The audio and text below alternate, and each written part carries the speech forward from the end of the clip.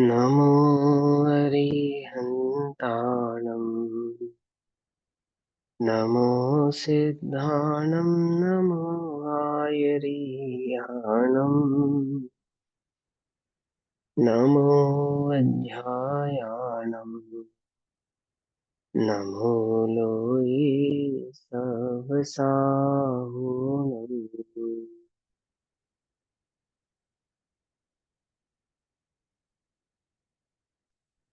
मङ्गलं भगवान् वीरू मङ्गलं गौतमो गणी मङ्गलं कुन्द कुन्दार्त्यो जैन धर्मोऽस्तु मङ्गलम्। सर्वमङ्गल्यमाङ्गल्यम् सर्वकल्याणकारकम् प्रधानां सर्वधर्माणां जैनं जयतु शासनम्।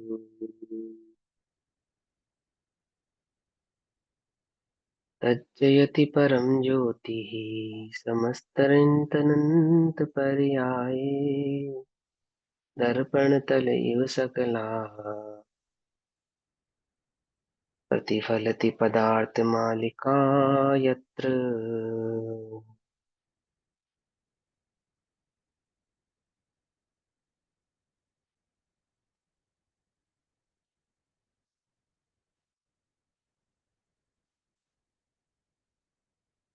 हमारी रात्रिकालीन कक्षा का विषय चल रहा है श्री पुरुषार्थ सिद्धि उपाय। आचार्य अमृतचंद्र देव द्वारा रचित इस ग्रंथ की जो रूपरेखा है वह जीव को सम्यक दर्शन ज्ञान चारित्र का स्थूलता से स्वरूप समझाने के लिए की गई है। ठीक है ना। उपदेश तो क्या है कि उपदेश तो है शुद्धोपयोग की प्राप्ति होना, और शुद्धोपयोग की प्राप्ति होना अर्थात मुनि दशा, है ना। यहाँ शुद्धोपयोग की प्राप्ति करने का तात्पर्य है कि छठे सातवें गुण स्थान रूप जीव का परिणमन हो। तो जो जीव उस मुनिपने को प्रकट करने में असमर्थ है, ऐसे जीवों को मुनिपना प्रकट करने की सामर्थ्य हेतु श्रावक धर्म का उपदेश किया जाता है। उपदेश तो मुनि बनने का किया जाता है, मुनि बनने का किया जाता है अर्थात शुद्धोपयोग में रहने का किया जाता है। लेकिन जो असमर्थ है ऐसे जीवों को उपदेश करते हैं श्रावक धर्म का। और श्रावक धर्म का उपदेश करते हुए आचार्य कहते हैं कि श्रावक और मुनि की अपेक्षा से धर्म दो प्रकार का हो ऐसा नहीं है। धर्म तो रत्नत्रय भाव वाला एक रत्नत्रय का मार्ग सम्यक दर्शन ज्ञान चारित्र ही है। और उसकी जो उत्पत्ति अथवा उसका जो प्रथमा भाव है आदई त्रादौ, इन तीनों में जो सर्वप्रथम है वह सम्यक दर्शन सहित ही होता है। धर्म की उत्पत्ति, धर्म का प्रथम सोपान सम्यक दर्शन है। सम्यक दर्शन के पश्चात सम्यक ज्ञान, और सम्यक ज्ञान के पश्चात सम्यक चारित्र। और उस सम्यक चारित्र अधिकार की चर्चा अभी यहाँ पर चल रही है। और सम्यक चारित्र अधिकार के अंतर्गत पेज नंबर 100 श्लोक नंबर 66 या कारिका नंबर 66 की चर्चा चलनी है। 66 नंबर की कारिका है और 100वें नंबर का पेज है। श्रावक धर्म की अपेक्षा से सम्यक चारित्र अधिकार में अहिंसाणुव्रत की चर्चा चल रही है। ठीक। महाव्रत अंगीकार करने में जो असमर्थ है ऐसे जीवों को अणुव्रत का उपदेश इसलिए करते हैं कि उनमें महाव्रत को धारण करने की सामर्थ्यता प्रकट हो, इस उद्देश्य से। ठीक। चलो, तो अब ये 66 नंबर का श्लोक है, ध्यान से समझेंगे। भाव है कि कोई कहे कि आप स्वयं जीव को ना मारे तो दोष नहीं है, उससे कहते हैं। हिंसा का प्रकरण चल रहा है, मांस के दोषों का स्वरूप समझा रहे थे, मदिरा के दोषों के स्वरूप को समझाने के पश्चात। और कोई यहाँ पे यह तर्क करता है कि किसी को मार मैं मांस की प्राप्ति के लिए किसी जीव को ना मारूं, परंतु कोई जीव स्वयं से ही मर जावे तो, अपनी आयुष पूर्ण करके मर जावे तो क्या उसका मांस मैं भक्षण कर सकता हूँ? तो आचार्य देव यहाँ पर मांस के स्वरूप की चर्चा कर रहे हैं। देखो, आज से 1000 वर्ष पूर्व भी जैनी की ऐसी स्थिति थी कि उसको ये समझाना पड़ रहा है कि भैया मांस भक्षण करने में दोष है। क्या कहा? कुछ बात समझ में ही नहीं। वास्तविक वस्तु स्वरूप तो क्या है? धर्म तो क्या है? जीव अपने आत्मा का कल्याण करे, अपने आत्मा को जाने पहचाने, संवेदनशील प्रकट करे, मुनिपना अंगीकार करे, शुद्धोपयोग प्रकट करे, केवल ज्ञान प्रकट करे, और पांच इंद्रिय के विषय कषायों में अधिक लोलुपी ना हो। परंतु यहाँ उपदेश किया जा रहा है मांस के दोषों का। तब, आज से 1000 वर्ष पूर्व, 1000 वर्ष पहले, ये जो पीएस के स्टूडेंट हैं वो नहीं आए। हम्म। चलो, तो क्या कहते हैं? 1000 वर्ष पूर्व, 1000 वर्ष पूर्व ये बात चल रही है कि मांस में अमुक प्रकार के दोष है। और प्रश्न ये उठता है, तर्क ये उठाया जा रहा है कि मैं स्वयं से तो किसी पंचेंद्रिय, संघी पंचेंद्रिय अथवा असंघी जीव की हिंसा नहीं कर रहा, लेकिन कोई जीव किसी कारणवश स्वयं ही मृत्यु को प्राप्त हो जावे, तो क्या मैं उसके मांस का भक्षण कर सकता हूँ? तो आचार्य समझाते हैं कि किसी को मारना वह तो हिंसा है ही, परंतु जो संघी पंचेंद्रिय जीवों का कलेवर होता है, वह भले ही तुमने मारा नहीं है, तथापि वो जो मर गया है उस शरीर में अनंत निगोदिया अथवा तरस काय के जीवों की उत्पत्ति निरंतर होती रहती है, और उन जीवों की उत्पत्ति और मरण के स्थान को ग्रहण करने से तुझे निरंतर उनकी मरण की के दोषों का पाप लगेगा। एक बात। दूसरी बात, वो जो उस शरीर के आश्रित रहने वाले जीव हैं, उस शरीर के आश्रित ही होने वाले जो जीव हैं, उन सबकी हिंसा भी उसमें होती है, बहुत तरस हिंसा उसमें होती है, आंखों से दिखता है ना। और परिणामों की कठोरता हुए बिना, अंदर से कठोर हुए बिना जीव ये मांस आदि को भक्षण कर सकता नहीं है। और मांस का स्वरूप समझाते समय वे कहते हैं कि चाहे मांस कच्चा हो, अथवा पक रहा हो, अथवा पक चुका हो, तथापि उसमें कभी भी, वह कभी भी जीव रहित होता नहीं है। ठीक है ना? ये आचार्य देव जंगल में बैठकर 1000 वर्ष पूर्व, है ना, कांटों से कुरेद कुरेद कर ताड़पत्रों पे लिखकर हमें समझा रहे हैं कि मांस भक्षण करने योग्य नहीं है ना। अभी तो यही समझाना मुश्किल है जीव को, आलू मत खाओ। यहाँ आचार्य देव समझा रहे मांस मत खाओ, ठीक है, उसका भक्षण मत करो, उसका स्वरूप समझाते हैं। बौद्धों में कथा आती है, बहुत फेमस कथा है, आप लोगों ने भी शायद सुनी होगी, कि बौद्ध मत के जो अनुयायी थे, बुद्ध, भगवान बुद्ध, उनके मत में भी मांस भक्षण नहीं किया जाता था। ठीक है ना? ध्यान से समझना। तो वहां पे भी 3 प्रकार से पाप होता है, करत, कारित और अनुमोदना का पाप। 3 प्रकार से, करना नहीं, कराना नहीं, और करते हुए की अनुमोदना करना नहीं। तो वो भिक्षु होते हैं ना जो वहां के, वो अपने पास एक पात्रा रखते हैं, पात्रा। तो एक भिक्षु भोजन ग्रहण करने के लिए अपना पात्रा लेकर जा रहा था। तो जाते समय क्या हुआ कि एक चील के हाथ से, पंजे से मांस का टुकड़ा छूटकर उस भिक्षु के कटोरे में आ गिरा। और नियम ये कहता है उस भिक्षु का कि जो पात्रे में आ जावे बिना मांगे, उसका भक्षण तुझे करना चाहिए, उसका सेवन तुझे करना चाहिए।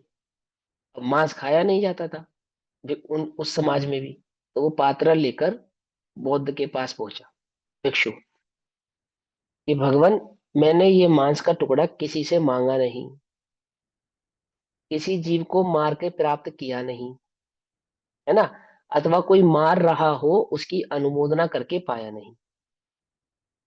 यह तो आपो आप ही स्वतः ही मेरे पात्रे में आकर गिर गया, क्या मैं इसे भक्षण कर सकता हूं? ऐसा उसने प्रश्न रखा, किसके समक्ष? बुद्ध के समक्ष। और बुद्ध इस बात पर मौन रहे। त्रिपिटक में ये स्टोरी, कहानी स्पष्ट रूप से आती है। चुप रहे, फिर पूछा, फिर चुप रहे, फिर पूछा, फिर चुप रहे। तो 3 बार पूछने पर, 3 बार मौन रहने पर उसे स्वीकृत मान लिया गया। क्या मान लिया गया? स्वीकृत। क्या स्वीकृत मान लिया गया? कि यदि वे निषेध नहीं कर रहे हैं, इसका मतलब ये स्वीकार्य है। और ऐसा होने से उस बौद्ध धर्म में क्या हुआ? मांस भक्षण की परंपरा चल पड़ी।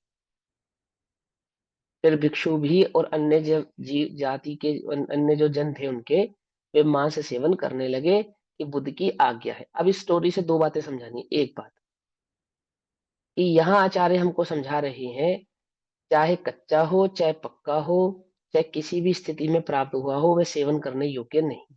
एक बात।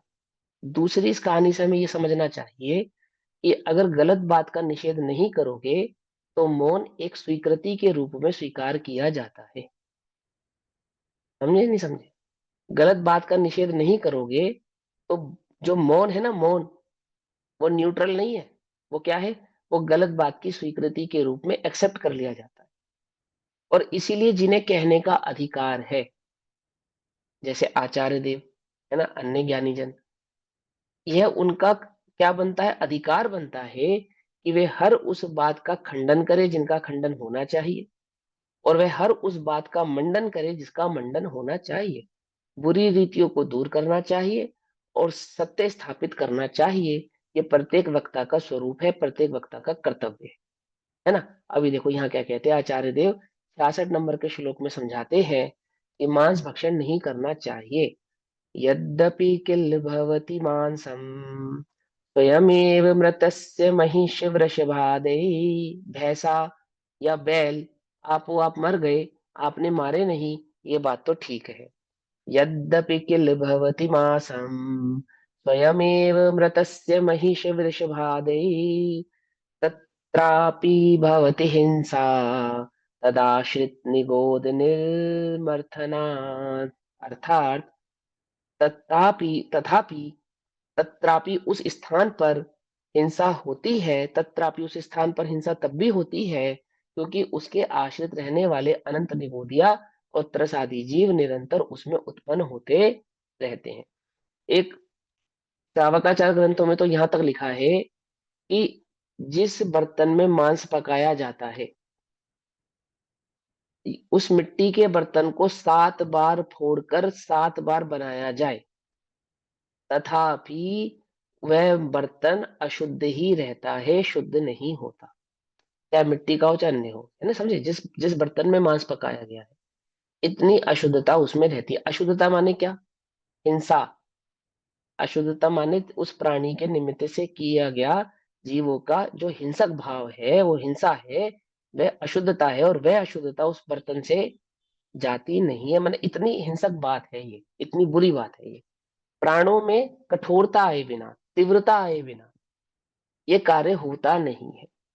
मृदुता वाले जीवों को ये कार्य संभव नहीं है। अति हिंसक प्राणी परिणाम हुए बिना जीव ऐसा कर सकता नहीं है। तो क्या कहते हैं? यद्यपि यह बात सत्य है कि किसी जीव को तुमने मारा नहीं, वह अपनी ही आधार से, अपनी आयुष कर्म के आधार से मरण को प्राप्त हो गया। तथापि यद्यपि यह सत्य है कि अपने आप ही मरे हुए भैंस बैल इत्यादि का मांस होता है।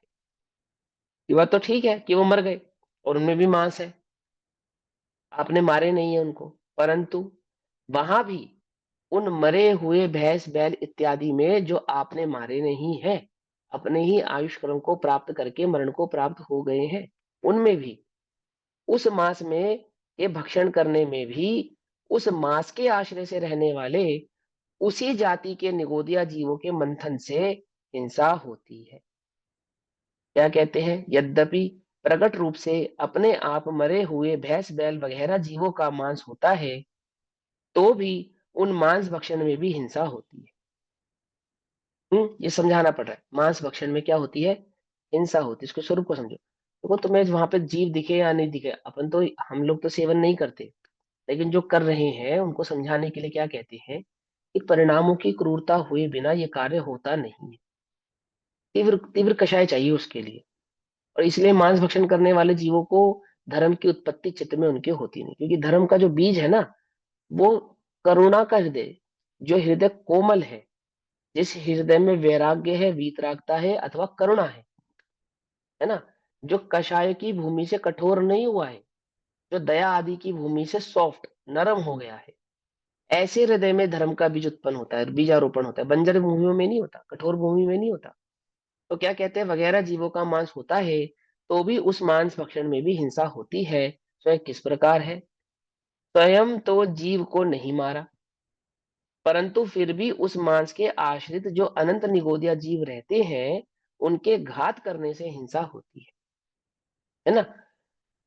मांस में निगोदिया जीवों की उत्पत्ति कहते हैं। अब ये समझाते हैं कि मांस में, किसी भी प्रकार के मांस में, जिस भी जाति का वो जीव है, उसी जाति के आधार से उस क्लेवर में निरंतर निगोदिया व तरस काय के जीवों की उत्पत्ति होती रहती है, जन्म मरण को वे जीव प्राप्त होते रहते हैं। और इतना ही नहीं, समूर्छन जीवों की भी हिंसा उसमें होती है। असंगी पंचेंद्रिय समूर्छन आदि जीव भी उस मांस में उत्पन्न होते रहते हैं। ये समझा लें। आमास्वपि पक्वास्वपि विपच्यमानासु मांसपेशीषु सातत्येन उत्पादस्तज्जतातीनां निगोदातानाम्। कच्ची पकी तथा पकती हुई भी मांसपेशियों में उसी जाति के समूर्छन जीवों का निरंतर उत्पादन होता है। 67 नंबर का श्लोक क्यों कहना पड़ा कि कुछ जीवों को ऐसा भ्रम है कि जो सावध्य है अर्थात कच्चा है, वह तो जीव है, परंतु पकने के बाद निर्जीव है। तो ऐसे तर्क देने वाले जीवों को कहा कि जो नियम हरि कायत आदि शाक सब्जियों पे लगता है, वह नियम मांस आदि वस्तुओं पे नहीं लगता है। शाक सब्जियां पकाने के बाद भले ही निर्जीव हो जाती हों, जल आदि उबालने के बाद भले ही कुछ समय के लिए निर्जीव हो जाते हों, परंतु मांस तो कच्चा भी, पकता हुआ भी और पका हुआ भी सदैव जीव युक्त ही रहता है। वह कभी निर्दोष भाव को प्राप्त होता नहीं है। क्या कहते हैं? कच्चा हो, अग्नि पर पका हुआ हो अथवा अग्नि पर पक रहा हो, ऐसे सर्व मांस के टुकड़ों में उसी जाति के अनंत निगोदिया जीव प्रति समय निरंतर उत्पन्न होते रहते हैं। सर्व अवस्थाओं में मांस के टुकड़ों में निरंतर उसी मांस जैसे, जैसा वह मांस है ना, उसी मांस जैसे नए नए अनंत जीव उत्पन्न होते रहते हैं। इसीलिए क्या, वे हिंसा का स्थान होने से ग्रहण करने योग्य नहीं है। और क्या कहते हैं? मांस से हिंसा होती है ऐसा प्रकट करते हैं।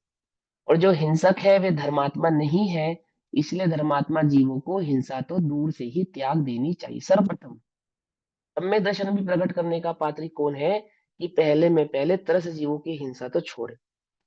जो स्थूलता से आंखों से ही दिख रहा है कि जीव है, जीव है ना, ऐसा। आमां व पक्वां व खादति यः स्पृश्यति वा पिशित्तापेशिं स निहन्ति सतत निचितम पिंडम बहुजीव कोटिनाम। 68 नंबर का श्लोक कहते हैं, वे जो जीव कच्ची अथवा अग्नि में पकी हुई मांस की पेशी को खाता है अथवा छूता है, क्या कहा? अथवा छूता है, वह पुरुष निरंतर इकट्ठे हुए अनेक जाति के जीव समूह के पिंड का घात करता है। निरंतर क्या करता है? इकट्ठे हुए समूहों का, जीवों के समूह का ही घात करता है। किसपे? छूने भर से भी। खाने की खिलाने की तो बात छोड़ो, छूने भर से भी। क्या कहते हैं? जो जीव कच्चा अथवा अग्नि में पकाए हुए मांस के टुकड़े का भक्षण करता है, कितनी क्रूरता होती होगी जीव में, कच्चा भी भक्षण करता है, बतलाना पड़ रहा है आचार्य देवों को। करता ही होगा ना जीव, तभी तो उसका निषेध कर रहे हैं, है ना? जो जीव कच्चा अथवा अग्नि में पकाए हुए मांस के टुकड़ों का भक्षण करता है अथवा हाथ वगैरह से स्पर्श करता है, वह जीव निरंतर, जिसमें अनेक जाति के जीव इकट्ठे हुए थे, उस पिंड का घात करता है। ठीक, मांस में तो निरंतर जीव उत्पन्न हो होकर इकट्ठे हुए थे, इनमें उस मांस का भक्षण किया अथवा स्पर्श किया, इससे उन जीवों की परम हिंसा उत्पन्न हुई। अतः मांस का त्याग अवश्य ही करना चाहिए। अवश्य माने ये तो कंपलसरी है, इतना तो करना ही चाहिए। जिन दूसरी वस्तुओं में भी बहुत जीवों की उत्पत्ति पाई जाती है, वे सभी वस्तुएं त्याग करने योग्य है। तो कौन कौन सी दो बतलाई इन्होंने? पहले मदिरा बताई, फिर मांस बताया। अब बताते हैं मधु के दोष बतलाते हैं। तीनों मकार एक ही जाति में आते हैं। तरस हिंसा की जीवों की उत्पत्ति और घात के कारण है कौन कौन से? मदिरा, दूसरा मांस और तीसरा मधु। मधु माने शहद। मधुशकलमपि प्रायो मधुकर हिंसात्मकं भवति लोकै भजति मधुमूढ़ढीको यह स भवति हिंसकोऽत्यंतम। 69 नंबर का श्लोक है। इस श्लोक में मधु की एक बूंद भी बहुत करके मधुकर अर्थात भौरों की अथवा मधुमक्खियों की हिंसा स्वरूप होती है। क्या कहा? एक बूंद भी ग्रहण करने पर कितनी हिंसा होती है? कि आपने बहुत मधुमक्खियों का घात किया है, ऐसी हिंसा होती है। इसलिए जो मूर्ख बुद्धि मनुष्य मधु का भक्षण करते हैं, शहद का भक्षण करते हैं, वह अत्यंत हिंसा करने वाला होता है। इसलिए सर्वथा मधु का त्याग करने योग्य है। मधु की एक बूंद का भी जो ग्रहण करता है, कुछ लोग कहते हैं कि मधुमक्खी के छत्ते में लार्वा होता है ना, लार्वा रहता है, मधुमक्खियां तो उड़ा देते हैं, पर लार्वा तो उड़ता नहीं है, उसके अंडे तोड़ते नहीं है। तो हम मधुमक्खी का जब छत्ता निचोड़ते हैं, तो निचोड़ने से कितने सारे लार्वा यानी कि उसके अंडे उस शहद के साथ मर जाते हैं। तो किसी ने ये तर्क दिया, क्या तर्क दिया? कि अगर शहद मधुमक्खी के छत्ते से स्वयं ही टपक रहा हो तो तब तो लार्वा की हिंसा नहीं होगी ना। क्यों? क्या तर्क दिया? कि हमने मधुमक्खी उड़ाई नहीं और मधुमक्खी के छत्ते को निचोड़ा नहीं, और वो छत्ते से शहद आपो आप ही टपक रहा है ना। देखो शहद क्या होता है मालूम? मल होता है, मल। किसका? मधुमक्खी का मल। वो शहद जो लाती है कहाँ से लाती है? फूलों से। पराग लाती है ना, तो कहाँ से लाती है? कहाँ भर के लाती है? जेब में, बाल्टी में, पॉकेट में, कहाँ रख के लाती है? मुंह में, है ना। और मुंह में नहीं भर के लाती, वो पेट में भर के लाती है। समझे? मधुमक्खी का मुंह तो बहुत छोटा सा होता है, पेट में भर के लाती है, उसको पी लेती है। उस लार्वे उस शहद को पूरा पी लेती है। पीने के पश्चात क्या करती है? फिर अपने छत्ते पे जाती है और वहां जाके उगलती है। समझे मेरी बात? वहां उगलती है उसको, और फिर ऐसा निरंतर करती है, पीती है उगलती है, पीती है उगलती है, पीती है उगलती है। तो वह क्या है? वो एक प्रकार से मधुमक्खी की वॉमिटिंग है। और फिर मधुमक्खी को जो भी जाना हो, लघु शंका दीर्घ शंका, वो भी सारी मधुमक्खी अपने छत्ते में ही करती है। समझे ना? समझे? और मल तरस कायिक जीवों की उत्पत्ति का स्थान होता है। आप वो आप ही है ना। उस जाति के, जिस जाति का वो मल है, जैसे मधुमक्खी की जाति का मल है ना, तो मधुमक्खी की जाति के ही समूर्छन जीवों की निरंतर उत्पत्ति उस शहद में होती रहती। और वो अत्यंत हिंसा का स्थान होने के कारण आचार्य उसको ग्रहण करने से मना करते। क्यों मना कर रहे हैं? चलन है ना वहां पे ग्रहण करने का। कभी कभी आचार्य देव ने कभी ऐसी गाथा लिखी कि मनुष्य को घास पत्ती नहीं खानी चाहिए? घास नहीं खानी चाहिए, क्या कहेंगे? घास नहीं तोड़नी चाहिए, पत्ते नहीं तोड़ने चाहिए। और क्या कहते हैं? मांस नहीं खाना चाहिए, मधु नहीं खाना चाहिए, ऐसा कह रहे ना। है ना? कि जो तुम कार्य कर रहे हो, उन होने वाले कार्य में क्या हिंसा है, उस हिंसा का ज्ञान तुम्हें करा रहे हैं। क्या ज्ञान करा रहे हैं? कि वो जो तुम दवा के नाम पे, स्वास्थ्य के नाम पे जिन चीजों का तुम सेवन कर रहे हो, स्वस्थ होने के नाम पर, वास्तव में वे हिंसा के स्थान है। एक बात, हिंसा के स्थान होने से पापाश्रम के ही कारण है। साता वेदने कर्म का बंद ही नहीं होगा उनको ग्रहण करने से। तो साता वेदने का उदय कहाँ से आएगा? यदि तुम्हें लगता हो कि डेली शहद पीने से मेरा मेटाबॉलिज्म अच्छा होगा, आदि आदि कितनी कितनी कितनी बातें चलती हैं कि आयुर्वेद है, दवाई है, फलाना है। करत कारित अनुमोदना। जैन दर्शन में 8 वर्ष के बालक को मधु मांस मदिरा का त्याग कराया जाता है, 40 दिन के बालक को। और 8 वर्ष तक उसका जो अनुपालन है, वो माता पिता की जिम्मेदारी होती है कि वे अपने बच्चे को करावें कि उसे मधु मांस और मदिरा, 3 प्रकार की चीजों का सेवन नहीं करा। ठीक है ना? और 8 वर्ष के बाद फिर उस बच्चे को इतना परिपक्व कर दिया जावे कि वे स्वयं ही उसका ग्रहण करने से ग्रहण ना करें। ठीक। देखो हमारा शरीर जो है, ये चलती फिरती मेडिसिन फैक्ट्री है, मालूम? इसकी जो रोग निरोधक क्षमता है, अपनी जो एंटीबॉडीज है, वो आपो आप बनाता है। उसको अलग से लेने की आवश्यकता नहीं है।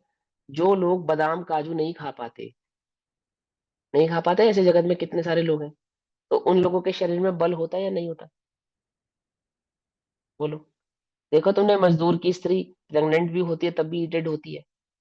उसमें छोटे छोटे बच्चे पत्थर रेत पे खेल रहे होते हैं, फिर भी बीमार नहीं होते। अपने बच्चे एसी में रहते हैं, कमरे में रहते हैं, धूल मिट्टी से बचे, फिर भी बीमार हो जाते हैं।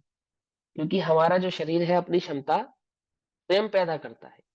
तो कुछ लोग कहते हैं कि हम शहद नहीं खाएंगे तो हम कुपोषण के शिकार हो जाएंगे, और जिन्हें नहीं मिल रहा है वो सब कुपोषण के शिकार है।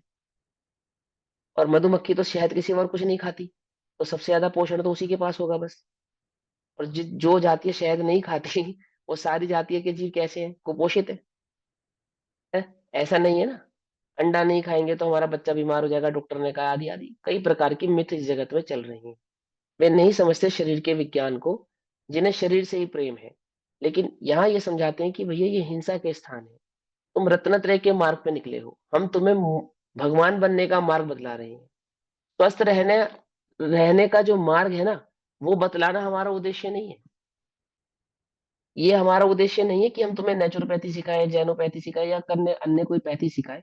हमारा उद्देश्य ये है कि तुम्हारा उद्देश्य क्या है। यदि तुम्हारा उद्देश्य भगवान बनना है, सम्य दर्शन प्राप्त करके इस एक जन्म के दुखों को पार करके अनंत जन्मों के सुखों को प्राप्त करना है, यदि ये तुम्हारा उद्देश्य है, तो हम तुम्हें उपदेश देते हैं। हमारे पास ऐसी कोई औषधि नहीं है कि तुम इस जन्म में भी निरोगी रहो देह की अपेक्षा से, और अन्य जन्मों में भी निरोगता को प्राप्त करो। क्या कहा? मेरी बात समझ में आ रही नहीं आ रही है? कि भैया शहद नहीं खाएंगे तो क्या खाएं? कि भैया जिसका निषेध है वो नहीं खाना। अगर तुम्हें खाना खाना ही समझ में आना तो हमारे पास मत आना। क्यों? यहाँ तो तुम्हें अगर भगवान बनने का मार्ग सुहाता हो, है ना, समझना हो, तो वह बतलाया जाता है। आदि भक्षण आदि के भाव भी समझाए जाते हैं, उसका निषेध नहीं है। लेकिन यहाँ उद्देश्य ये नहीं है कि फिर हम क्या करें, फिर हम क्या करें, फिर हम क्या करें। उद्देश्य ये है कि तुम्हें भगवान बनना है या नहीं बनना, तुम्हें रत्नत्रय के मार्ग को प्राप्त करना है या नहीं करना, तुम्हें उस वस्तु स्वरूप को ग्रहण करके सम्यक दर्शन प्रकट करना है या नहीं करना, या इस जन्म के एक ही इस जन्म के इस शरीर के एक ही जन्म के रोगों को दूर करने में लगे रहना है। आधा जीवन तो इसी में निकाल दिया, किसमें, कि मैं स्वस्थ कैसे रहूं। और जो वास्तविक स्वस्थता प्रकट करने वाला रत्नत्रय का मार्ग था वो खो दिया। क्या कहा? कुछ बात समझ में ही नहीं। क्या खाऊं क्या नहीं खाऊं, आधे से आधा जीवन तो किसमें निकाल दिया, इसी में निकाल दिया। तुम्हें बताया ये मोटी मोटी हिंसा है, तरस हिंसा नहीं करनी बस, है ना। आदि आदि पांच इंद्रिय के विषय कषाय के चक्कर में नहीं पड़ना, ये समझाया ना तुमको। जो चीज निषेध्य है सो वह निषेध्य है। क्यों निषेध्य है? क्यों निषेध्य है? निषेध्य वस्तु का जो सेवन किया जाता है वो अति ग्रद्धता के बिना नहीं किया जा सकता, अति ग्रद्ध परिणामों के बिना नहीं किया जा सकता। आपको मान के चलो, बहुत सिंपल सी बात, घिया लौकी खाने का त्याग करा दिया जाए, तो लौकी तो बिल्कुल सिंपल सी है, उसमें कोई दम नहीं है ना। क्या कहते हैं आचार्य देव? कि लौकी निषेध्य है, और निषेध्य वस्तु में भले ही उसमें हिंसा नहीं है, तो भी उसको जो ग्रहण करने का परिणाम है वो अति ग्रद्धता का परिणाम है। और यहाँ तो साक्षात हिंसा ही है, किसमें? मधु मांस मदिरा आदि में। जो साक्षात हिंसा के स्थान है तो भी उन्हें ग्रहण करने का जो परिणाम है वो अति ग्रद्धता का परिणाम है। और अति ग्रद्धता का जो परिणाम है, अति आसक्तता का जो परिणाम है, जिसको आचार्य कल्प पंडित टोडामल जी कहते हैं झपट्टे मारना। पांच इंद्रिय के विषय कषाय में कैसा? झपट्टे मारना। समझ रहे हो? तो जो जो इतनी तीव्रता का परिणाम है, ये इतनी तीव्रता का परिणाम कैसा है? घातक है। किसका? धर्म का घातक। तो उस धर्म के घातक विराधक भाव का यहाँ पे निषेध करके कहते हैं कि मधु भी ग्रहण करने योग्य नहीं है। इस लोक में मधु की एक बूंद भी बहुत करके मधुकर भोरो आदि मधुमक्खियों के हिंसा के स्थान। अब 70 नंबर का श्लोक कहते हैं, इसलिए सर्वथा मधु का त्याग करने योग्य है। मधु छत्ते से स्वयमेव टपकता हुआ मधु भी त्याज्य है। क्या लिखा? मधु छत्ते से स्वयमेव टपकता हुआ शहद भी त्याज्य है। 70 नंबर का श्लोक पढ़ लिया था ना ये हमने? नहीं, 61 नंबर का पढ़ना है, 69 नंबर का पढ़ना है ना। 69 नंबर का श्लोक बताते हैं, मधु के दोष बतलाते हैं। मधु शकलमपि प्रायो मधुकर हिंसात्मकं भवति लोके। पढ़ लिया था ये हमने। भजति मधु मूढ़धि को यह स भवति हिंसक कोत्यंतम। ये हमने श्लोक पढ़ लिया था कि मधु की याद नहीं एक बूंद पड़ा भी, था इसका।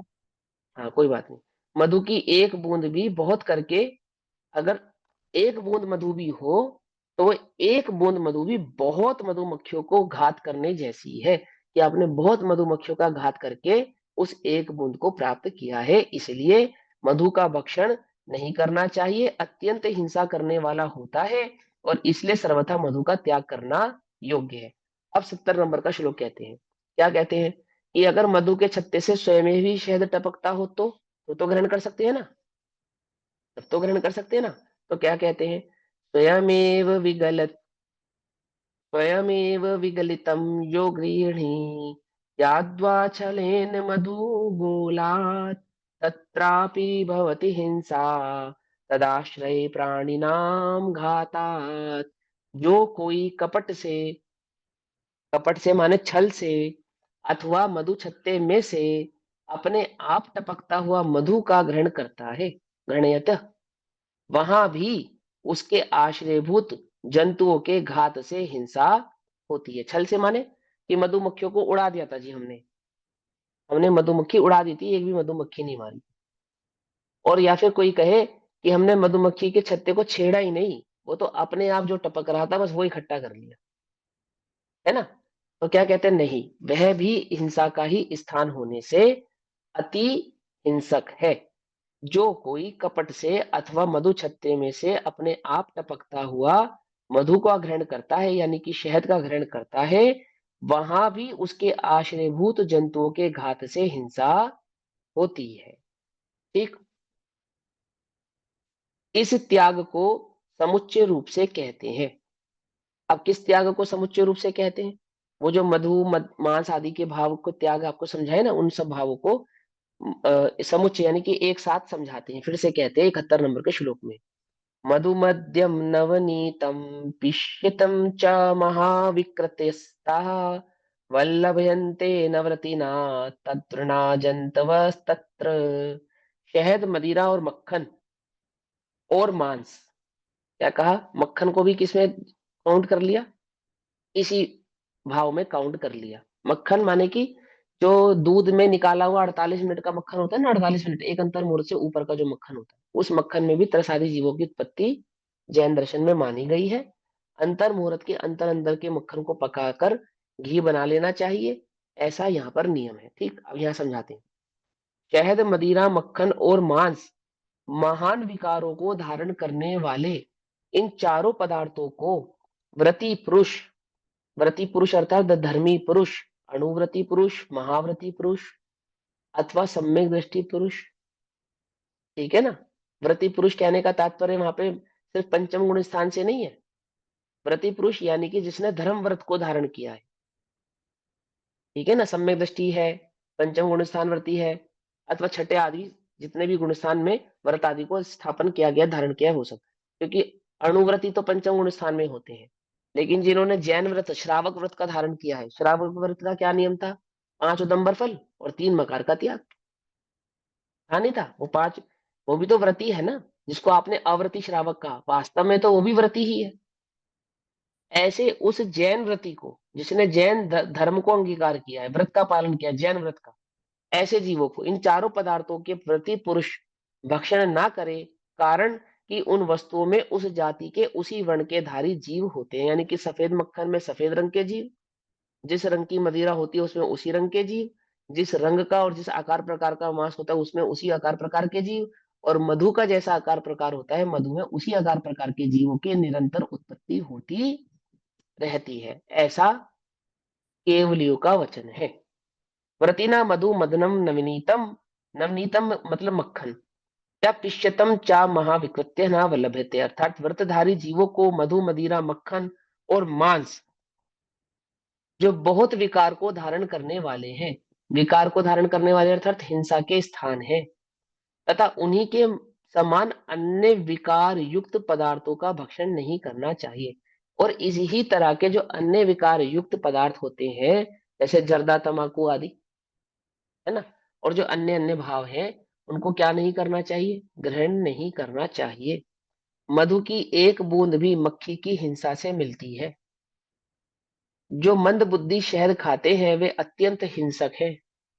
जो स्वयमेव टपकता हुआ अथवा कपट करके मधु छत्ते में से मधु लेते हैं, वे भी हिंसक हैं। कारण कि मधु के आश्रय से रहने वाले जीवों की हिंसा तो उस समय भी होती है।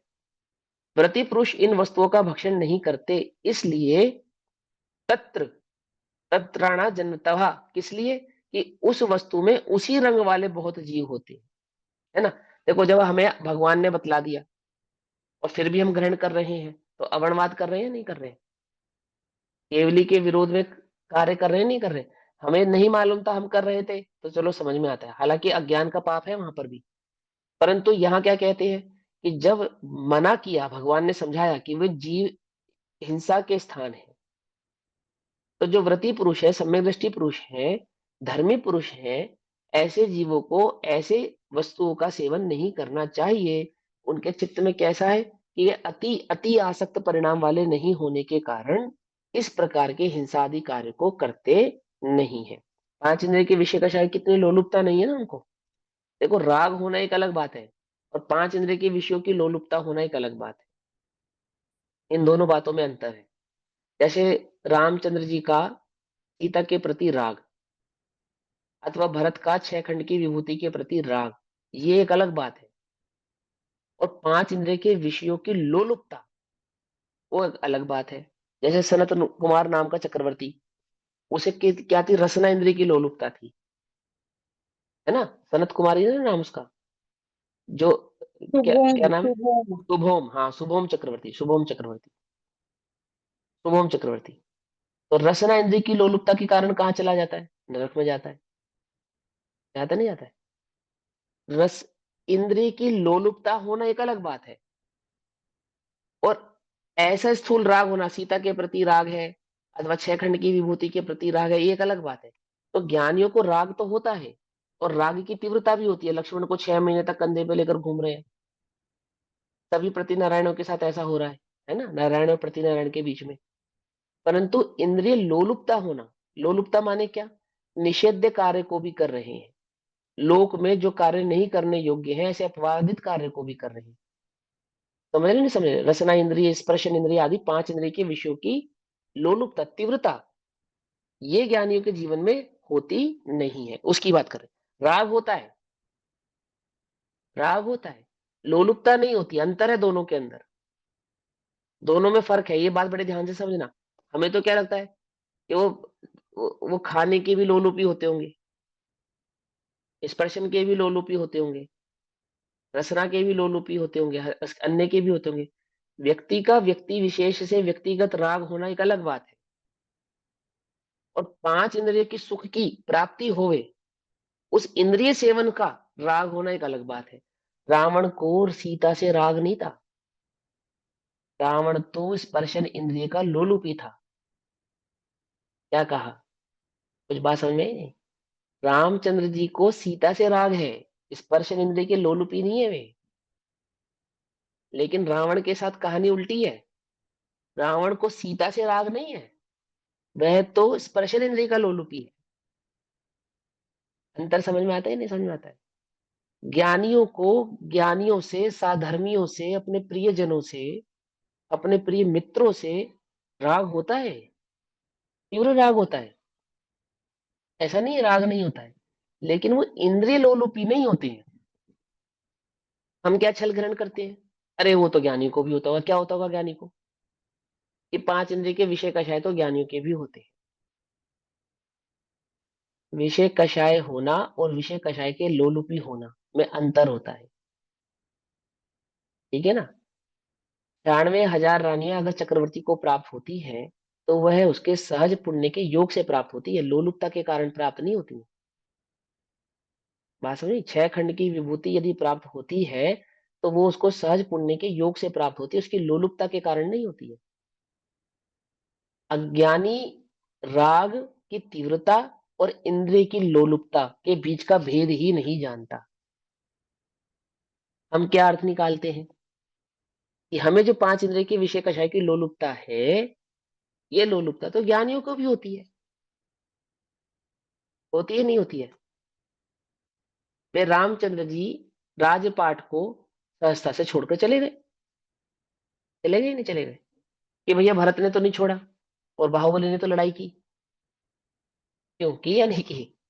कि वो जो राग है ना संपत्ति का, जिसको तुम राग समझ रहे हो, और उसमें जो लोलुपता है, दो बातें समझना। एक संपत्ति का राग, और एक संपत्ति की लोलुपता।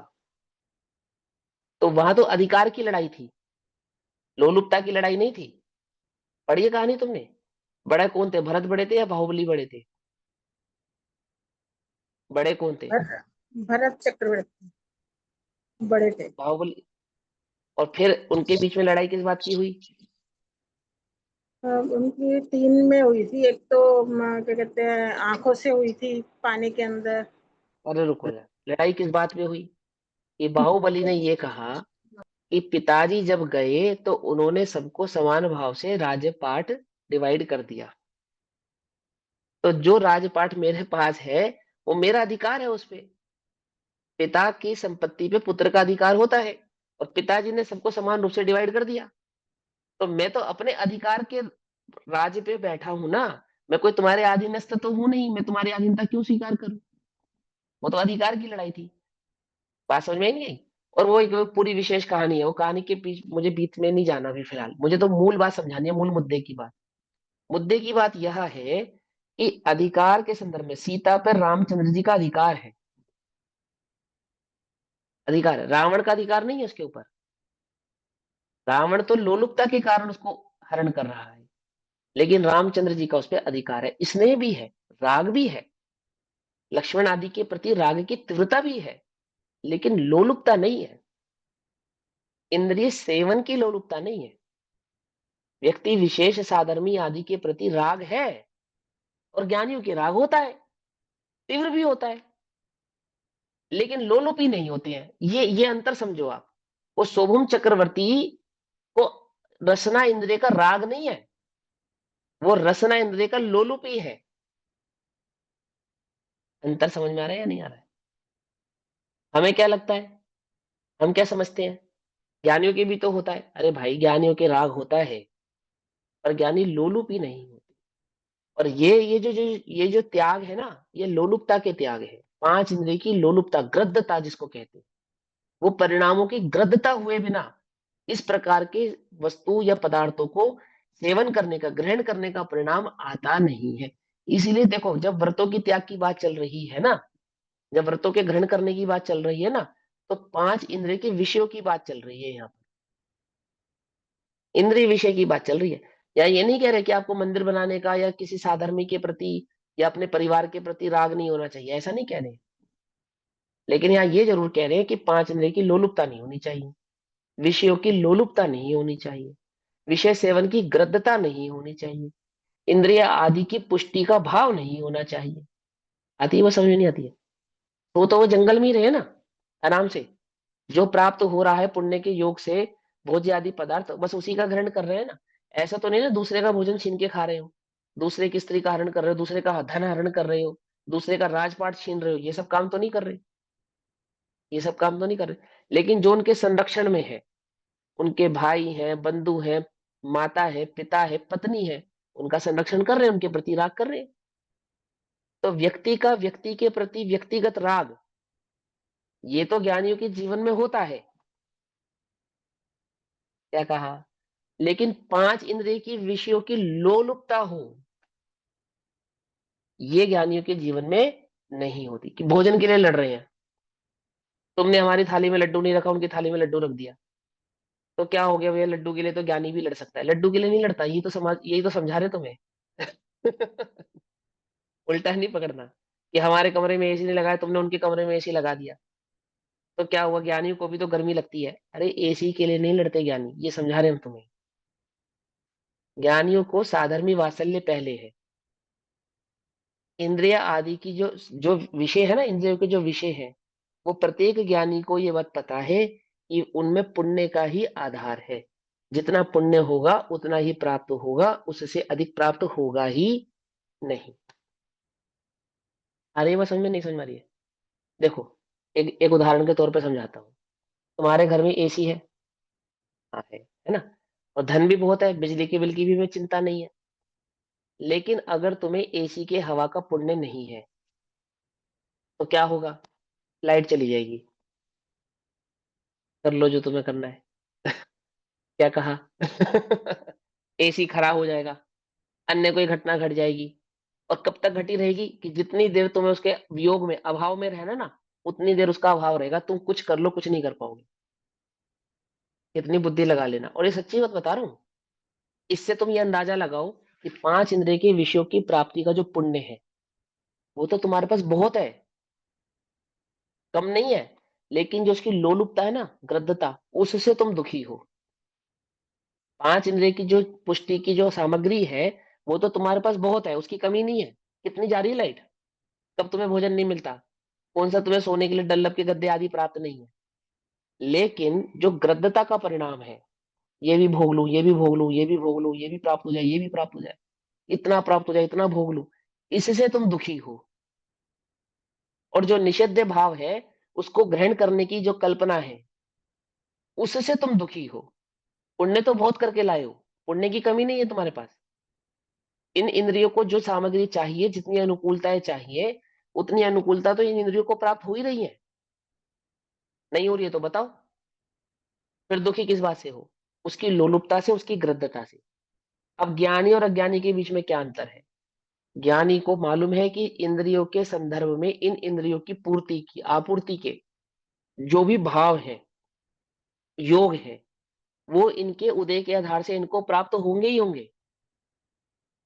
तो पांच इंद्रिय की लोलुपता की लड़ाई नहीं है वहां पर। पांच इंद्रिय की लोलुपता विषय और कषायों की पूर्ति करने का युद्ध नहीं है वहां पर।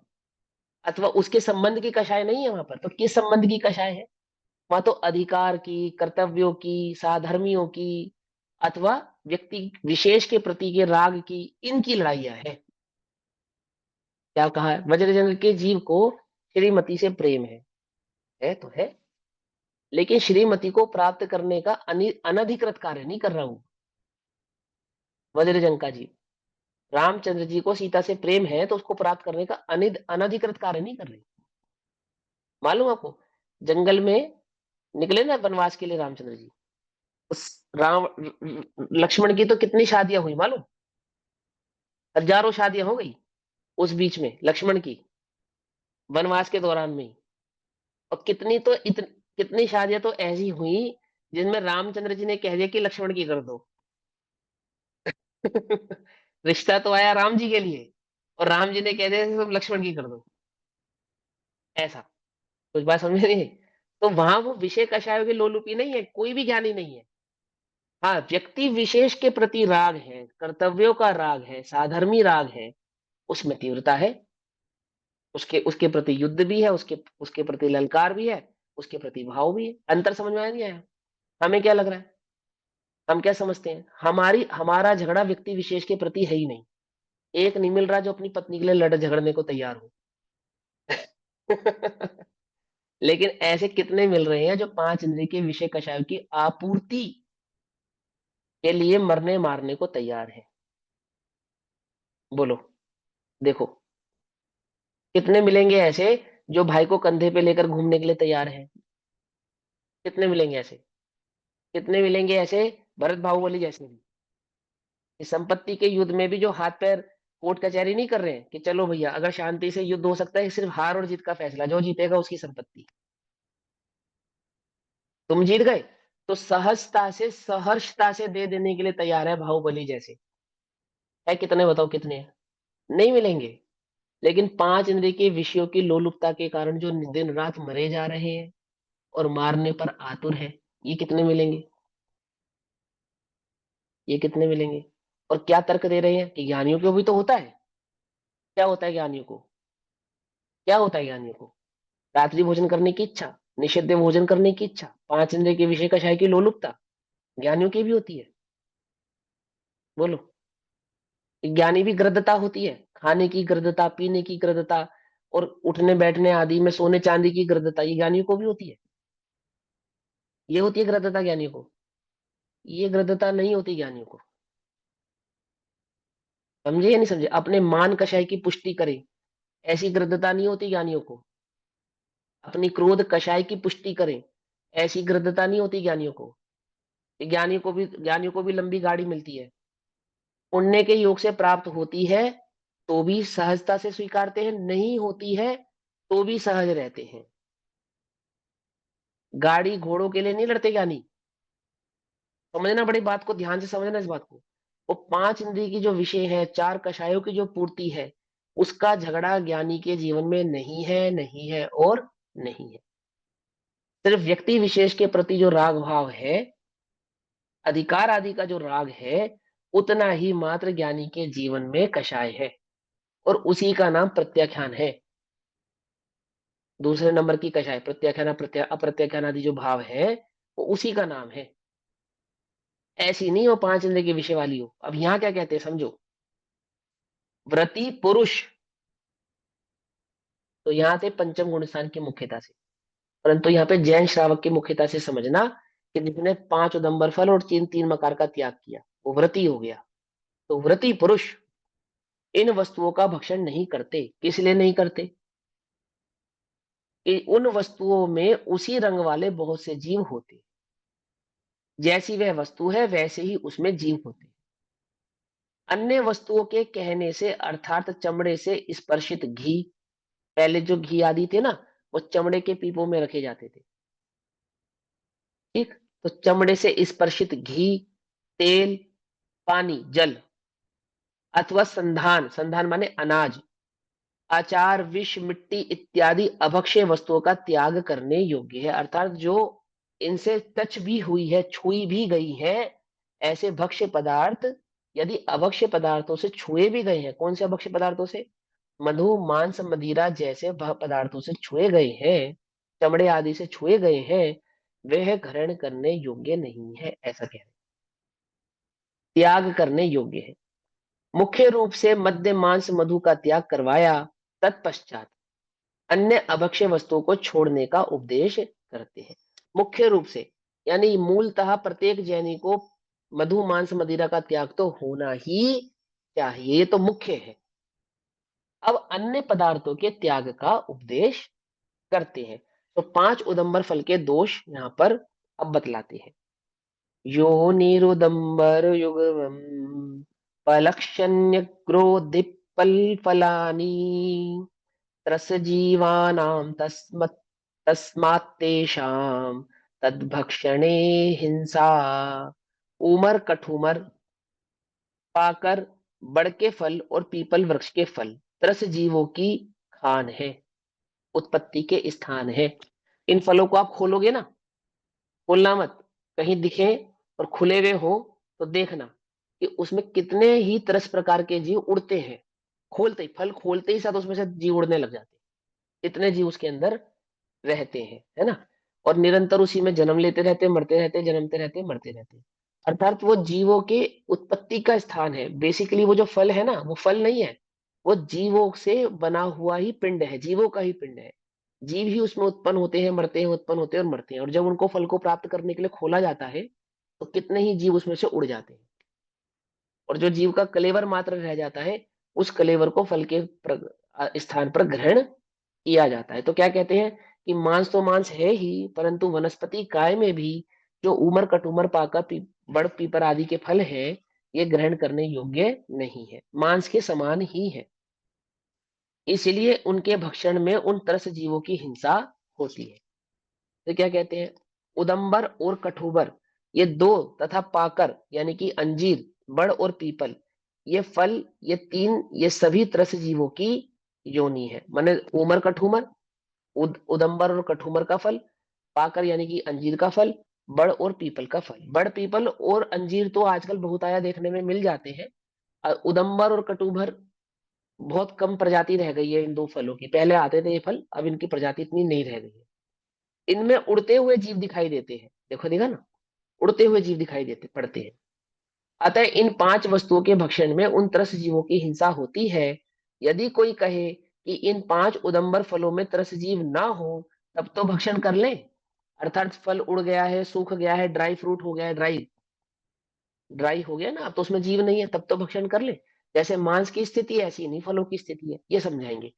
तब क्या कहते हैं, यदि कोई कहे कि इन पांच उदंबर आदि फलों में तरस जीव नहीं हो, तब तो भक्षण कर सकते हैं, तो उसके लिए कहते हैं 73 नंबर का श्लोक। तो अभी समय हुआ, 73 नंबर का श्लोक हम कल पढ़ेंगे। तब तक के लिए सभी को जय जिनेन्द्र। ओम नमः सिद्धेभ्यः। निज निधि निज में बताई, यह अनंत उपकार है, उसके लिए जिन वाणी माँ को वंदना शतबार। नमो हरिहंताण।